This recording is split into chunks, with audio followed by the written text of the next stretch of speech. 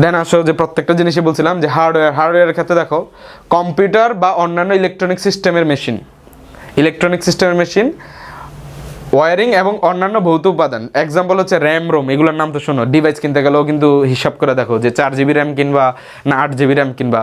যারা ধরো একটু গেমস টেমস খেলো তারা হচ্ছে 8 GB র্যাম বা 6 GB র্যাম এগুলোকে প্রেফার করো। তো এইগুলাই আর কি, এগুলো হচ্ছে হার্ডওয়্যারের মধ্যে পড়ে।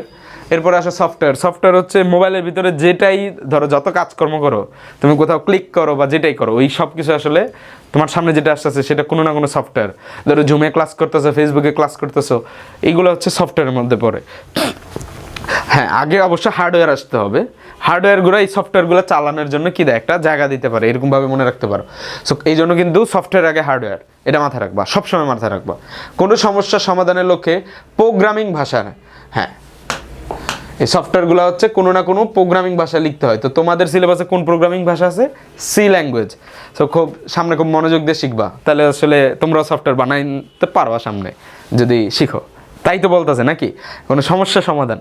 হ্যাঁ অবশ্যই, যখন প্রোগ্রামিং লিখি আমরা হচ্ছে কী করি, কোনো একটা স্পেসিফিক প্রবলেমকে নিয়ে কাজ করি, ওই প্রবলেমটাকে সলভ করার উদ্দেশ্যে প্রোগ্রামিং ভাষায় লিখিত নির্দেশনার সমাবেশকে, তার মানে এখানে সাধারণত প্রোগ্রামিং ভাষায় যে নির্দেশনা দেয় এটা অনেকগুলো হয়ে যায়। আর সবগুলো যখন একসাথে থাকে তখন আমি বলতে পারি যে এই সবগুলো মিলা আমরা কি বলি, এক একটা প্রোগ্রাম বলি।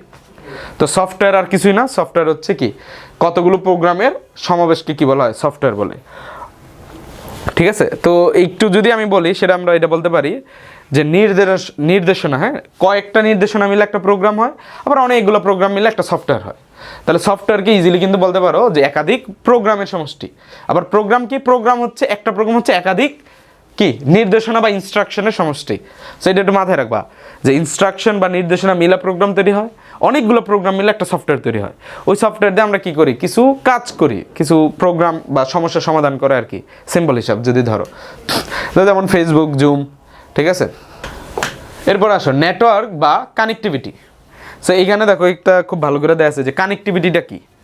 হার্ডওয়্যার আছে, সফটওয়্যার আছে, এখন হচ্ছে কানেক্টিভিটি দরকার। সেটা হচ্ছে যে বিশ্বগ্রামের মেরুদণ্ড, এটাও আমি এমসিকিউতে পাইতাম আমি নিজে যখন পড়তাম, তো তোমাদের জন্য এটা ইম্পর্টেন্ট।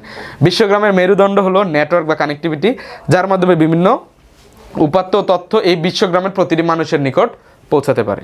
ঠিক আছে, দেন আসো যে ডেটা বা ইনফরমেশন। সো আমরা ডেটা বা ইনফরমেশন নিয়ে অলরেডি কিন্তু প্রথম পার্টেই আলোচনা করছি। যারা এই পার্টে আসছো তারা হচ্ছে এর প্রথম পার্টটাতে যাবা, সেখানে হচ্ছে আমরা বা আগে আমরা যে কথাটা বলছি সেখানে দেখবা যে অলরেডি ডিসকাস। ঠিক আছে, অবশ্যই কী হবে, উই হ্যাভ হবে। ঠিক আছে, ইংরেজি দেখছো, ইংরেজিটাও খেয়াল রাখবা, উই হ্যাভ অলরেডি ডিসকাসড। ঠিক আছে, এরপরে আসো যে মানুষের সক্ষমতা, মানুষ কর্তৃক তথ্য যোগাযোগ প্রযুক্তি অবকাঠামো ব্যবহারের সক্ষমতা, যেটা বলছিলাম যে যদি ব্যবহারই না করতে পারে তাহলে তো যা চাইতেছে গ্লোবাল ভিলেজ সেটা তো কমপ্লিট হওয়া পসিবল না।